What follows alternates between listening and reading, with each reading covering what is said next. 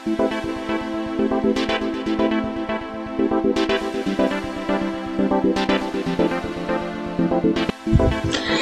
Friends, my name is Aman Kumar Singh और आप हैं अपने यूट्यूब चैनल मास्टर्स फिजिक्स पर।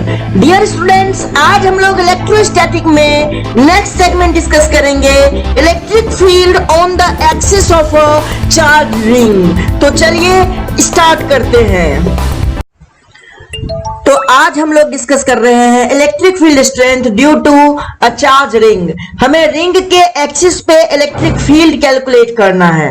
तो कंसीडर करिए कि एक रिंग है जिसका की रेडियस जो है वो कैपिटल आर है, जिसका रेडियस जो है वो कैपिटल आर है। ओके, इसका सेंटर सी है। ये रिंग जो है ये यूनिफॉर्मली चार्ज्ड है। ये जो है यूनिफॉर्मली क्या है, चार्ज्ड है। ओके, इसको चार्ज जो दिया गया है वो प्लस का क्यू गिवन है।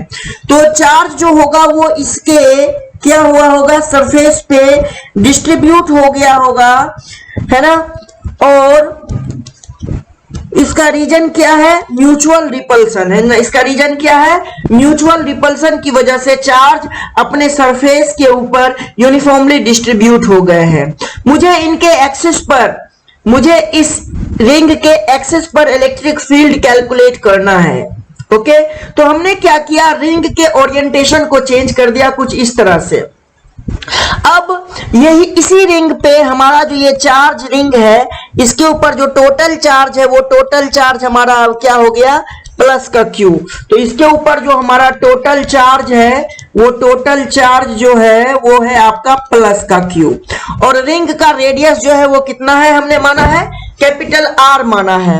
हमें इसके एक्सिस पे जो कि मान लीजिए एक्स डिस्टेंस पे है, कहां से, इसके सेंटर से। हमें इसके एक्सिस पे एक पॉइंट लिया ए, और इस पॉइंट ए पे इलेक्ट्रिक फील्ड कैलकुलेट करना है इस रिंग की वजह से। तो हम जानते हैं कि चार्ज का डिस्ट्रीब्यूशन जो है वो throughout the circumference of the ring है, throughout the circumference of the ring है। तो यहां पे ये एक कंटिन्यूअस चार्ज डिस्ट्रीब्यूशन का एग्जाम्पल हुआ, और यहां हम इसको डायरेक्टली यहां पे हम कूलॉम्स लॉ अप्लाई नहीं कर सकते। तो कूलॉम्स लॉ अप्लाई करने के लिए हमें सबसे पहले इस सेगमेंट में एक स्मॉल एलिमेंट्री पार्ट एज्यूम करना पड़ेगा, है ना, जिसकी वजह से हम इलेक्ट्रिक फील्ड कैलकुलेट करें ए पॉइंट के ऊपर। ओके, तो सबसे पहले ये जो चार्ज है, जो चार्ज डिस्ट्रीब्यूशन होगा, इसका चार्ज डिस्ट्रीब्यूशन जो होगा वो कैसा होगा, लाइन चार्ज होगा। इसलिए इसका चार्ज डिस्ट्रीब्यूशन को हम लोग लीनियर चार्ज डेंसिटी कह सकते हैं। क्या कह सकते हैं आप, लीनियर चार्ज डेंसिटी, है ना, क्योंकि चार्ज का distribution through out the circumference है, और सर्कमफेरेंस क्या होता है, लेंथ होता है।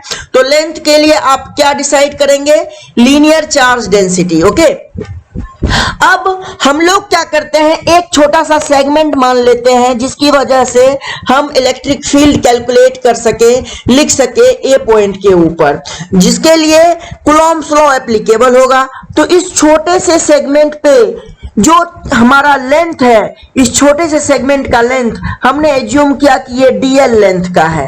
तो इस डीएल लेंथ पे चार्ज कितना होगा, तो इस डीएल लेंथ का जो चार्ज है वो मैं कह रहा हूं कि वो चार्ज डीक्यू है। डीएल लेंथ का चार्ज जो है वो क्या है, डीक्यू चार्ज है। अब ए पॉइंट पे इलेक्ट्रिक फील्ड कैलकुलेट करने के लिए हमने क्या किया, इस डीएल लेंथ वाले सेक्शन को हमने ए पॉइंट से ज्वाइन कर दिया। हमने ए पॉइंट से क्या कर दिया, ज्वाइन कर दिया। अब आप ध्यान से देखिए, ये जो है ये हमारा क्या है, रेडियस है। ये रेडियस है तो ये 90 डिग्री एंगल बनाएगा, और अगर ये 90 डिग्री एंगल बनाएगा तो ये वाला डिस्टेंस हो जाएगा under root of are square plus x square. Okay, अब इस डीक्यू की वजह से ए पॉइंट पे इलेक्ट्रिक फील्ड का डायरेक्शन क्या होगा, तो इस डीक्यू की वजह से, चूंकि ये डीक्यू पॉजिटिवली नेचर का है, तो ए पॉइंट पे इलेक्ट्रिक फील्ड का डायरेक्शन ये होगा। तो ये हो जाएगा आपका एलिमेंट्री चार्ज डीई। ओके, अब अगर मैं एलिमेंट्री चार्ज के बारे में लिखना चाहूं, अगर मैं लिखूं कि due to elementary charge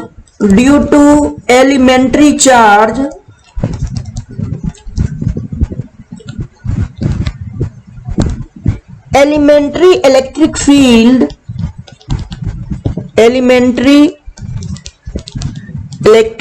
field at point A है ना, DE इक्वल्स टू क्या लिखेंगे according to Coulomb's law, K into DQ upon में दोनों के बीच का डिस्टेंस कितना है, तो under root of R square plus x square का होल स्क्वायर।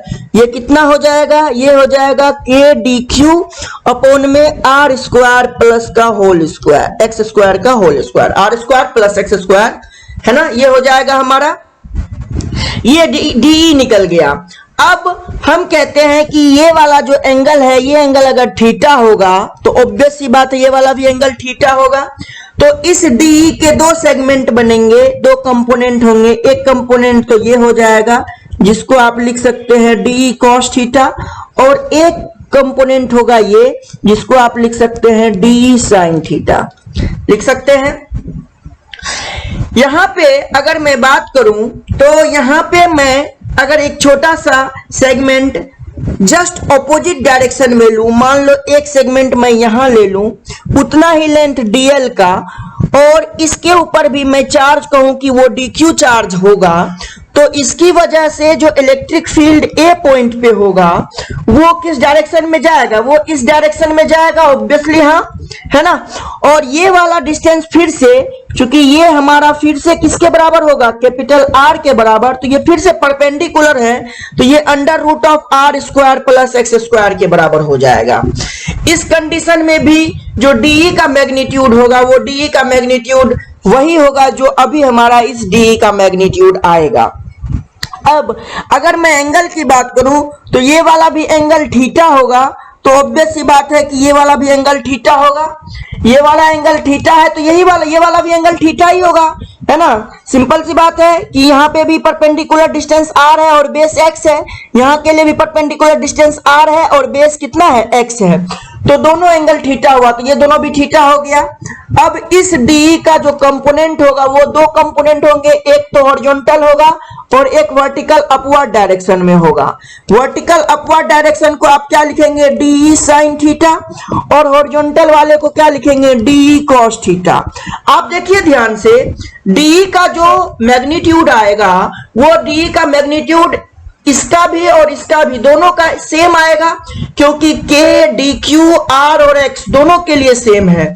तो आप देखिए कि ये वाला कंपोनेंट और ये वाला कंपोनेंट आपस में एक दूसरे को क्या कर देगा, कैंसिल कर देगा, तो ये दोनों आपस में कैंसिल कर देगा। सो आप क्या देखेंगे, at point A all vertical components of electric field due to charge on ring will be cancelled out and net electric field at point A will only exist in horizontal direction, that is along the axis of a ring. Okay, अब हमारे पास क्या है, हमारे पास जो है वो DE कितना आ गया, DE आ गया है K DQ अपॉन में R स्क्वायर प्लस का एक्स स्क्वायर। हमें क्या पहले कैलकुलेट करना होगा, DQ कैलकुलेट करना होगा। तो हमने क्या देखा कि पूरे के पूरे 2 पाई R सरकमफेरेंस पे चार्ज जो डिस्ट्रीब्यूट है वो टोटल चार्ज डिस्ट्रीब्यूट है कैपिटल क्यू। तो 1 पे कितना डिस्ट्रीब्यूट होगा, तो 1 पे डिस्ट्रीब्यूट होगा q बाय 2 पाई आर। और dl लेंथ पे कितना डिस्ट्रीब्यूट होगा, तो dl लेंथ पे डिस्ट्रीब्यूट होगा q by 2 pi r into का dl। अब dl लेंथ के चार्ज को हमने क्या माना है, हमने dl लेंथ के चार्ज को dq माना है। तो हमारा एलिमेंट्री चार्ज निकल गया dq का value capital Q by 2 pi r into का dl। तो यहां से हम इस de को लिख सकते हैं k into capital Q upon में 2 pi into r into dl upon में r square plus x square, ये लिख सकते हैं। ओके, तो यहां से हमारा क्या निकल गया, डी निकल गया। अब हम जान रहे हैं कि हॉरिजॉन्टल कंपोनेंट जो है केवल वही बच रहा है, वर्टिकल कंपोनेंट कैंसिल हो गया है। तो नेट इलेक्ट्रिक फील्ड अगर मैं लिखूं तो net electric field eight point A will exist along the axis of ring, axis of a ring। Okay, so net electric field को हम लोग क्या लिख सकते हैं, ई नेट को हम लोग क्या लिख सकते हैं, तो इंटीग्रेशन ऑफ डीई क्या लिख सकते हैं, कॉस थीटा। यस और नो, देखिए एक्स डायरेक्शन में हमारे पास डी कॉस थीटा दो कंपोनेंट की वजह से आया। अगर इनफाइनाइट कंपोनेंट होता तो इनफाइनाइट डी कॉस थीटा मिलता हमें एक्स डायरेक्शन में। अब इनफाइनाइट चीजों को ऐड करना पॉसिबल है केवल और केवल इंटीग्रेशन मेथड से, इसलिए हमने यहां पे एज्यूम किया क्या, integration of D cos theta. अब थीटा जो है ये कांस्टेंट है, ध्यान से देखिए, थीटा जो है ये कांस्टेंट है, थीटा चेंज नहीं हो रहा। थीटा जो है वो कहीं भी आप एलिमेंट एज्यूम करें, थीटा थीटा ही रहेगा, थीटा का मैग्नीट्यूड सेम रहेगा। तो यहां से आप कॉस थीटा को क्या लिख सकते हैं, तो आप ध्यान से देखिए, आपके सामने जो ट्रायंगल है वो ट्रायंगल कुछ इस तरह से है। ये है आपका थीटा, ये है एक्स, ये है आर, और ये है under root of are square plus x square. तो बताइए कॉस थीटा को क्या लिखेंगे, एक्स अपॉन में under root of are square plus x square, यही लिखेंगे।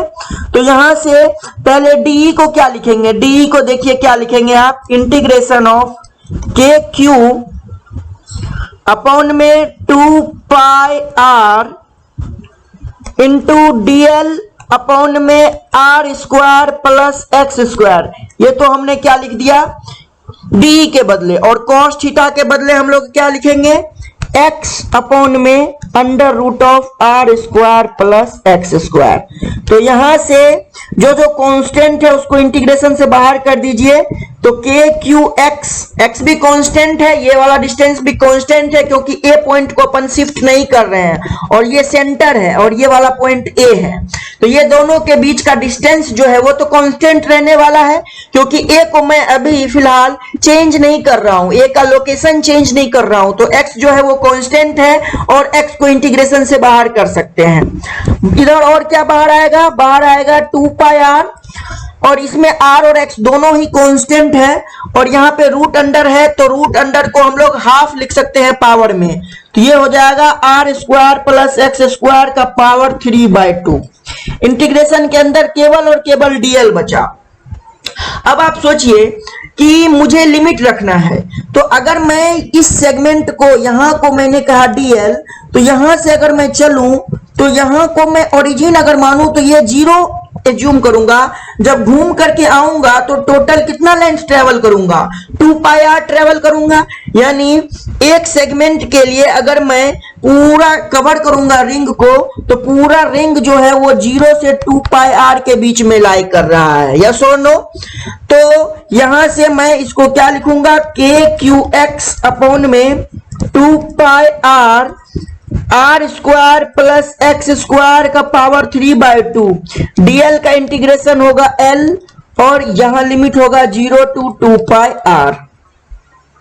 तो यहां से ये क्या हो जाएगा, के क्यू एक्स अपॉन में 2 pi r r square plus x square का पावर 3/2 और upper limit minus lower limit रखेंगे तो ये 2 पाई आर माइनस का 0 2 पाई आर बचेगा।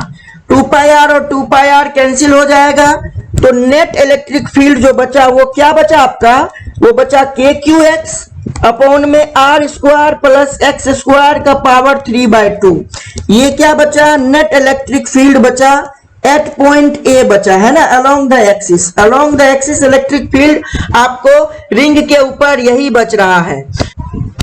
यानी कि अगर हमारे पास कोई रिंग हो इस तरह से और वो रिंग पॉजिटिवली चार्ज हो, वो रिंग अगर हमारा पॉजिटिवली चार्ज हो तो इसके एक्सिस के ऊपर जो हमारा इलेक्ट्रिक फील्ड होगा, इसके एक्सिस पे के ऊपर किसी पॉइंट ए पे जो इलेक्ट्रिक फील्ड आया, इस पॉजिटिव चार्ज की वजह से वो नेट इलेक्ट्रिक फील्ड किधर आया, वो इधर की तरफ आया। नेट इलेक्ट्रिक फील्ड किधर की तरफ आया, अवे फ्रॉम द रिंग आया है एक्स डिस्टेंस पे, है ना। अगर इस रिंग के मैं इस साइड पॉइंट एज्यूम करता और यहाँ पे कहता बी पॉइंट है, तो बी पॉइंट पे इलेक्ट्रिक फील्ड का डायरेक्शन भी किधर होता, अवे होता। बी पॉइंट पे इलेक्ट्रिक फील्ड का भी डायरेक्शन जो होता वो अवे होता। जो हमारा नेट इलेक्ट्रिक फील्ड यहाँ पे ए पे है ये भी अवे है और बी पॉइंट पे भी इलेक्ट्रिक फील्ड का डायरेक्शन अवे होता।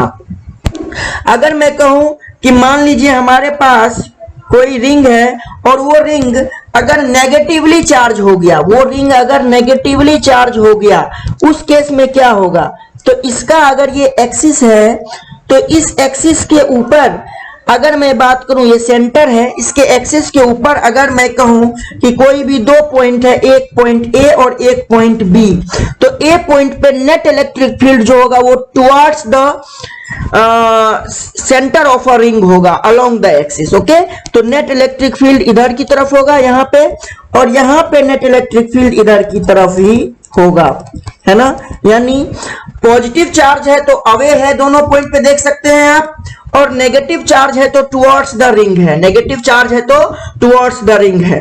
अब अगर मैं बात करूं कि सेंटर पे क्या होगा, अगर मैं बात करूं कि हमारा ये रिंग है और इस रिंग के हमने एक्सिस पे हमने क्या निकाला, हमने एक्सिस पे निकाला है और ये इसका सेंटर है, और इसको जो चार्ज हमने दिया है वो मान लो प्लस क्यू दिया है, और इसका जो रेडियस है वो आर है, और ये हमारा क्या है, रिंग है। तो at the axis of a ring, है ना, इलेक्ट्रिक फील्ड कितना आया, इलेक्ट्रिक फील्ड आया के क्यू एक्स अपॉन में r square plus x square का पावर 3/2, यही आपने कैलकुलेट किया। अब अगर मैं सेंटर की बात करूं, अगर मैं इसके सेंटर पे कैलकुलेट करना चाहता हूं इलेक्ट्रिक फील्ड, तो अगर मैं एट द सेंटर की बात करूं तो मुझे क्या करना पड़ेगा, एक्स को एज्यूम करना पड़ेगा 0। जैसे ही एक्स को मैं एज्यूम करूंगा 0, तो electric field at centre C, यहां पे मैं एक्स के जगह 0 रखूंगा तो ये क्या हो जाएगा, 0 हो जाएगा। यानी सी पॉइंट पे इलेक्ट्रिक फील्ड जो होगा वो 0 होगा। यानी किसी भी रिंग के सेंटर पे इलेक्ट्रिक फील्ड जो होता है वो क्या होता है, 0 होता है। इसको हम ऐसे भी समझ सकते हैं कि मान लीजिए अगर आपके सामने एक रिंग है, थोड़ा सा मैं लार्ज डायग्राम बना रहा हूं, और ये सेंटर है, इसको आपने चार्ज दे रखा था, तो ये यूनिफॉर्मली चार्ज इस तरह से आपने डिस्ट्रीब्यूट किया हुआ था, और ये जो हमारा टोटल चार्ज है वो टोटल चार्ज जो है वो क्या है, कैपिटल क्यू प्लस का, और इसका जो रेडियस है, इसका रेडियस जो है मान लीजिए आर है। हम सी पॉइंट पे इलेक्ट्रिक फील्ड निकालना चाहते हैं। मान लीजिए मैंने यहाँ पे कोई एलिमेंट लिया, तो ये एलिमेंट पॉजिटिवली चार्ज है, इसकी वजह से इलेक्ट्रिक फील्ड सी पॉइंट पे किधर की तरफ होगा, वो इधर की तरफ होगा, वो इलेक्ट्रिक फील्ड डी हो गया। अगर मैं इसके जस्ट अपोजिट डायरेक्शन में एक एलिमेंट उतना ही थिकनेस का एज्यूम करूं, तो इसका भी चार्ज अगर मैं कहूं डी क्यू है और इसका भी चार्ज मैं कहूं डी क्यू है, तो इस डी क्यू की वजह से इलेक्ट्रिक फील्ड सेंटर पे कितना होगा, वो इस डायरेक्शन में होगा और दोनों का मैग्नीट्यूड एक दूसरे के इक्वल होगा। अगर मैं यहां की बात करूं और इसके जस्ट अपोजिट यहां की बात करूं तो इसकी वजह से इलेक्ट्रिक फील्ड जो सेंटर पे होगा वो इधर की तरफ होगा और इसकी वजह से इलेक्ट्रिक फील्ड जो होगा वो इधर की तरफ होगा। ये दोनों एक दूसरे को फिर से क्या करेंगे, कैंसिल कर देंगे। ये दोनों एक दूसरे को फिर से क्या करेंगे, कैंसिल कर देंगे। तो सभी जो होंगे सेंटर पे आपस में एक दूसरे को कैंसिल कर देंगे।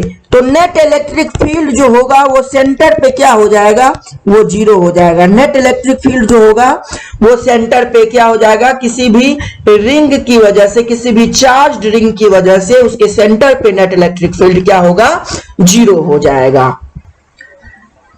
तो अब हम कैलकुलेट करना चाहते हैं कि रिंग के एक्सिस के किस पॉइंट पे इलेक्ट्रिक फील्ड मैक्सिमम होने वाला है। हमें कैलकुलेट करना है कि मैक्सिमम इलेक्ट्रिक फील्ड कहां होगा, यानी the point on the axis of a ring where the maximum electric field exist will be. हम इस पॉइंट को कैलकुलेट करने के लिए जहां ये वर्ड आ जाए मैक्सिमम, आपको क्या ध्यान में रखना है, मैक्सिमम या मिनिमम वर्ड अगर आ जाए यानी आप समझ लीजिए कि आपको डिफरेंशिएशन करना है उस फिजिकल क्वांटिटी का। तो यहाँ पे जो इलेक्ट्रिक फील्ड है उस इलेक्ट्रिक फील्ड को हमें कैलकुलेट करना पड़ेगा, क्योंकि हमें पोजीशन चाहिए, किस पोजीशन पे हमारा इलेक्ट्रिक फील्ड मैक्सिमम होगा, तो हम इसको एक्स के रिस्पेक्ट में डिफरेंशिएट करने वाले हैं। अब हमने d by d x electric field calculate कर रखा है। कितना कैलकुलेट कर रखा है, के क्यू एक्स अपॉन में r square plus x square का पावर 3/2 ये कैलकुलेट कर रखा है। इसको इक्वेट करेंगे, जीरो के इक्वल कर देंगे। अब हम लोग जो कांस्टेंट टर्म है उसको बाहर कर लेते हैं, क्योंकि के क्यू कांस्टेंट है, डिफरेंशिएशन एक्स के रिस्पेक्ट में होना है। तो d बाय डी एक्स हमने यहां पे लिख दिया x by r square plus x square का पावर 3/2 इक्वल्स टू 0। आप जानते होंगे कि d by d x u by v को कैसे सॉल्व करते हैं। कोई भी फॉर्मूला का इस तरह का अगर कोई आपके पास फंक्शन आ जाए तो उसको डिफरेंशिएट कैसे करते हैं, तो ये फॉर्मूला आपको ध्यान रखना है, v du by d x minus u dv by d x upon में v स्क्वायर। चलिए इसी कॉन्सेप्ट पे हम लोग इसको सॉल्व करते हैं। तो सबसे पहले हम लोग क्या करेंगे, के क्यू को बाहर लिख लीजिए, के क्यू को बाहर लिख लीजिए, r square plus x square का पावर 3/2 ये तो हमारा v हो गया, d u by d x, तो अपॉन में d by d x, u हमारा x है तो यहाँ x लिख दिया, माइनस u यानी x लिख दीजिए, d बाय डी एक्स और यहाँ पे v लिख दीजिए, v कितना है, r square plus x square का पावर 3/2। अब इसको ब्रैकेट से लॉक कर दीजिए और अपॉन में लिखिए v का square, r square plus x square का पावर 3/2 और इसका स्क्वायर इक्वल्स टू 0। अब आप क्या करेंगे, इसको 0 के साइड लेके जाएंगे, 0 हो जाएगा, और इसको भी 0 के साइड लेके जाएंगे, 0 हो जाएगा। तो आपके पास क्या बच रहा है, आपके पास बच रहा है, देखिए क्या बच रहा है, r square plus x square का पावर 3/2, एक्स का डिफरेंशिएशन 1 हो जाएगा, माइनस एक्स। यहां पे देखिए क्या करेंगे, सबसे पहले d by d x r square plus x square का पावर 3/2 है, तो सबसे पहले 3/2 बाहर आ जाएगा, r square plus x square का पावर 3/2 माइनस का 1 लिखेंगे और फिर से डिफरेंशिएशन आप करेंगे किसका, r square plus x square का, फिर से डिफरेंशिएशन कर देंगे किसका, r square plus x square का, और इसको क्या लिखेंगे, इक्वल्स टू 0। ये कैसे हुआ समझ में आया। इसके लिए हमने जो कॉन्सेप्ट यूज किया वो है हमारा d by d x x to the power n, n x to the power n minus 1। तो हमारा ये n, ये पूरे को x माना था हमने, n माइनस 1, और फिर वो कैपिटल X, इसको मान लीजिए कैपिटल X, तो कैपिटल X हमने फिर से ऊपर की तरफ यहाँ पे रख दिया है। अब हम इसको फिर से आगे की तरफ लेके जाते हैं, तो ये हो जाएगा r square plus x square का power 3/2 minus x into 3/2 r square plus x square का पावर 3/2 में से 1 जाएगा तो 1/2 बचेगा। और अब यहाँ पे देखिए आर चूंकि रेडियस है जो कि कांस्टेंट होगा रिंग का, तो आर का डिफरेंशिएशन 0 होगा और एक्स स्क्वायर का डिफरेंशिएशन हो जाएगा 2x जो कि इक्वल होगा 0 के बराबर। तो यहां से ये आपका हो गया फिर से r square plus x square का power 3/2 minus 3x/2 r square plus x square का power 1/2 multiply by 2x equals to 0। इस 2 से हमने क्या किया, इस 2 को कैंसिल कर दिया, तो हमारा कितना बचा, r square plus x square का power 3/2 minus x into x क्या हो जाएगा 3x square into r square plus x square का पावर हाफ इक्वल्स टू 0। ये हो जाएगा अपना r square plus x square, इसको हम लोग हाफ लिख सकते हैं और r square plus x square का पावर 1 लिख सकते हैं। देखिए इसको हमने कुछ इस तरह से लिख दिया, minus 3x square r square plus x square का पावर 1/2 इक्वल्स टू 0। आप कॉमन काट लीजिए, ये इसको नहीं, ये कॉमन नहीं कटेगा, इन दोनों को कॉमन काट लीजिए। तो कॉमन काटने के बाद आपका बचेगा r square plus x square का हाफ, आपने कॉमन काट लिया, बचा कितना r square plus x square minus का 3x स्क्वायर इक्वल्स टू 0। ये 0 के साइड जाएगा 0 हो जाएगा, तो आपका कितना बचेगा, आपका बच रहा है r square plus x square minus 3x square equals to 0। ये हो जाएगा आर स्क्वायर माइनस का 2x स्क्वायर इक्वल्स टू 0, यानी 2x square equals to r square, यानी x square equals to r square by 2। That means x equals to plus minus r by √2। तो चलिए हम लोग इलेक्ट्रिक फील्ड का curve plot करते हैं रिंग के ऊपर। तो मान लीजिए ये हमारा रिंग है ना, और इस रिंग का ये सेंटर है। सेंटर पे इलेक्ट्रिक फील्ड जो आया था वो क्या आया था, 0 आया था। सेंटर पे जो इलेक्ट्रिक फील्ड आया था वो 0, और ये इसका एक्सिस है।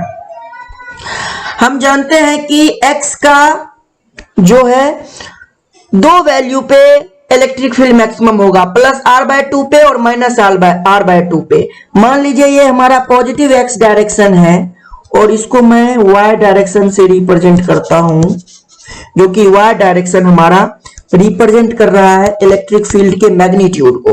y डायरेक्शन जो है हमारा किसको रिप्रेजेंट कर रहा है, इलेक्ट्रिक फील्ड के मैग्नीट्यूड को। ये x का प्लस r/√2 है और ये x का माइनस r/√2 है। अब हम लोग ग्राफ प्लॉट करते हैं।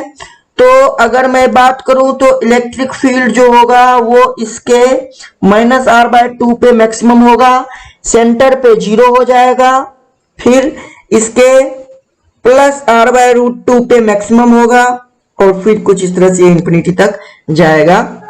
ओके, तो इस तरह से हम लोग क्या देखेंगे कि इलेक्ट्रिक फील्ड प्लस r/√2 पे और माइनस r/√2 पे, यहाँ पे जो इलेक्ट्रिक फील्ड है वो क्या है, ई मैक्सिमम इलेक्ट्रिक फील्ड है। ये जो है हमारा मैक्सिमम इलेक्ट्रिक फील्ड हमने प्लॉट किया है।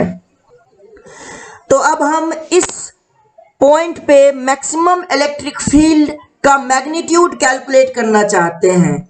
So the magnitude of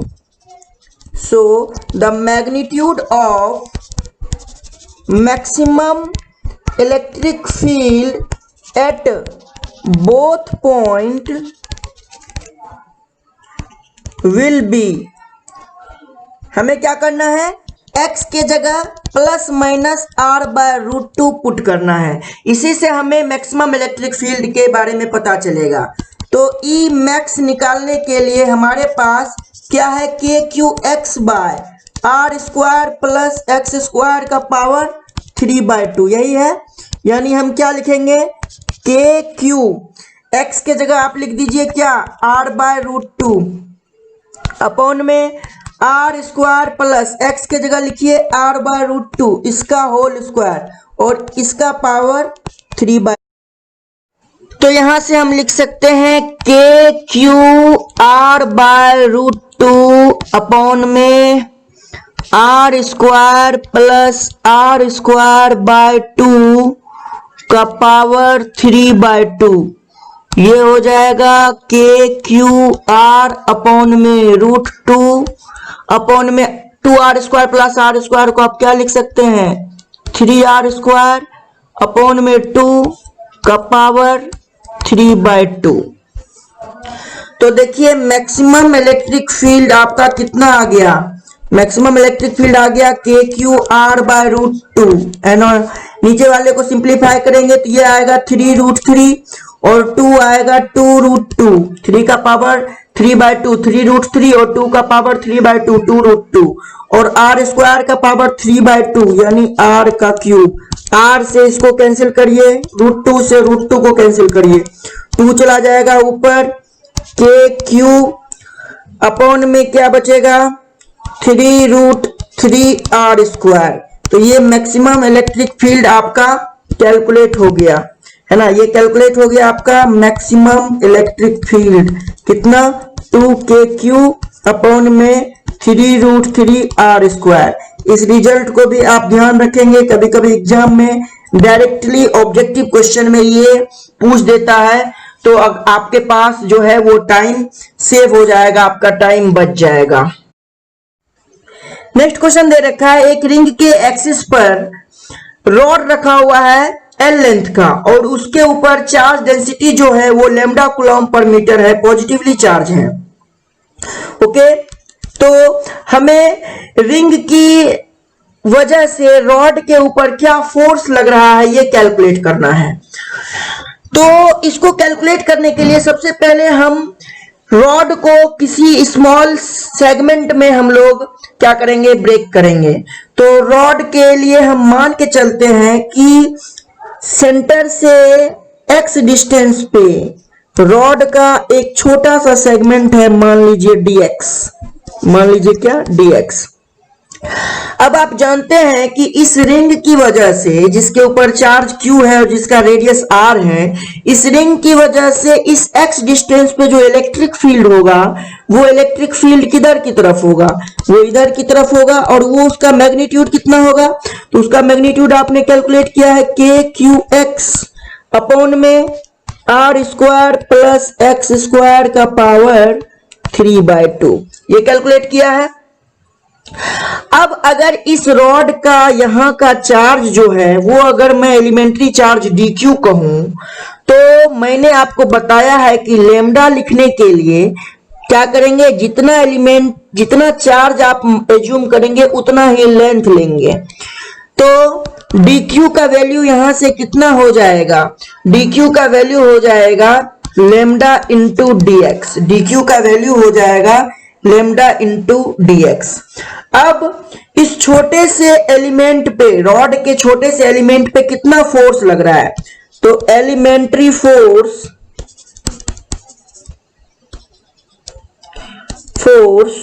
on rod है ना, कितना लगेगा, तो dF इक्वल्स टू क्या लिखेंगे dq इंटू ई, यही लिखेंगे।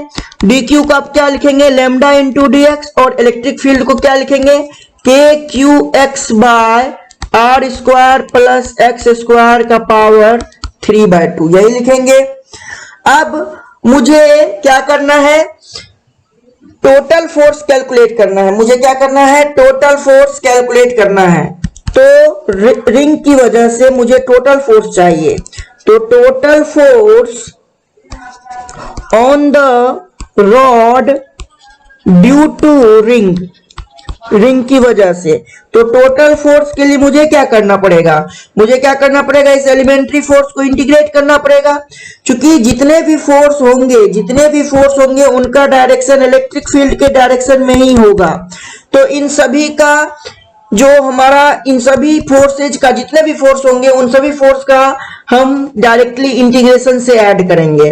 तो यहां पे आप क्या लिखेंगे, df के जगह lambda dx KQX by R² plus X² का पावर 3/2। तो यहाँ पे आपका क्या हो जाएगा, जो कांस्टेंट है उसको बाहर निकाल दीजिए, के, क्यू और लेमडा। ध्यान रखिए x इस समय कांस्टेंट नहीं है, क्योंकि x जो है सेंटर से उस एलिमेंट्री सेगमेंट का लेंथ है ना। तो ये एलिमेंट्री सेगमेंट आप रॉड पे कहीं भी ले सकते थे, तो x जो है वो वेरी कर रहा है ना। जहां आप एलिमेंट मानेंगे रॉड के ऊपर, उसके अकॉर्डिंग x जो है वेरी करेगा, इसलिए x कांस्टेंट नहीं है। तो x को हम लोग इंटीग्रेशन से बाहर नहीं निकाल सकते। तो ये क्या बच गया हमारा, x dx अपॉन में r square plus x square का पावर 3/2। अब हमें x की लिमिट लगानी है। x की लिमिट कहां से कहां, तो रॉड एग्जिस्ट कर रहा है सेंटर से, तो सेंटर पे x का वैल्यू हो जाएगा 0 और रॉड का एक्सट्रीम पॉइंट जो होगा वहां पे x का वैल्यू कितना हो जाएगा l, है ना। देखिए यहाँ पे, तो रॉड का एक्सट्रीम पॉइंट है, वहां पे रॉड का लेंथ के बराबर आपका डिस्टेंस हो जाएगा। तो x जो है एक्सटेंड होकर के पूरे रॉड को कवर करेगा, तो पूरे रॉड का लेंथ है l, तो ये हमारा l हो जाएगा।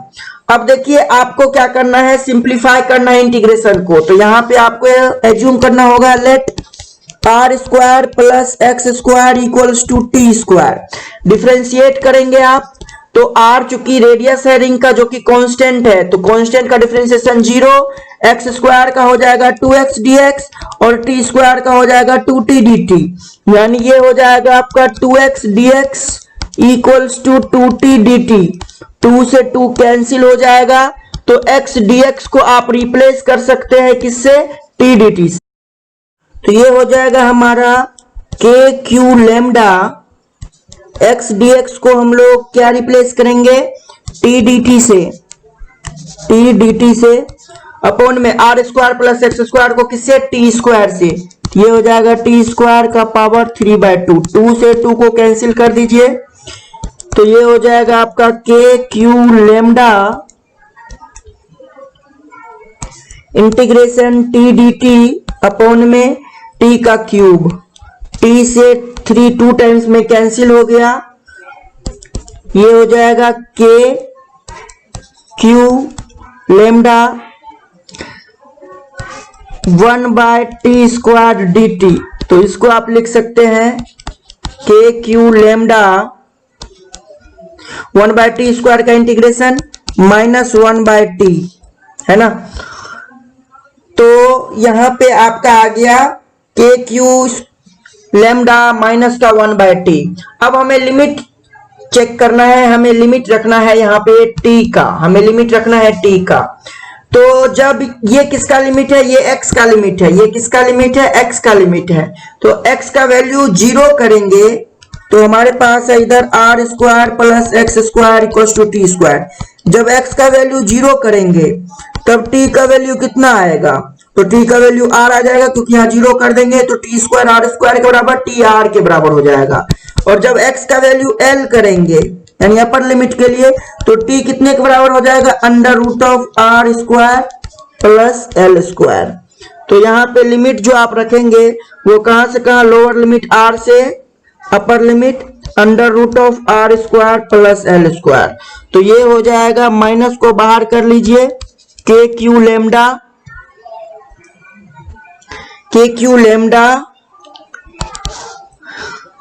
1/अंडर root of are square plus l square minus का 1/r। ये हो गया, इस माइनस को अंदर लेकर के जाइए, तो ये हो जाएगा प्लस का, तो के क्यू लेमडा पहले आ जाएगा 1/r माइनस का under root of are square plus l square. तो इस तरह से आपने जो है टोटल फोर्स निकाल लिया, है ना। रिंग की वजह से टोटल फोर्स आपने कैलकुलेट कर लिया, रिंग की वजह से किसके ऊपर, रॉड के ऊपर। तो चलिए फ्रेंड्स, आज के लिए इतना ही।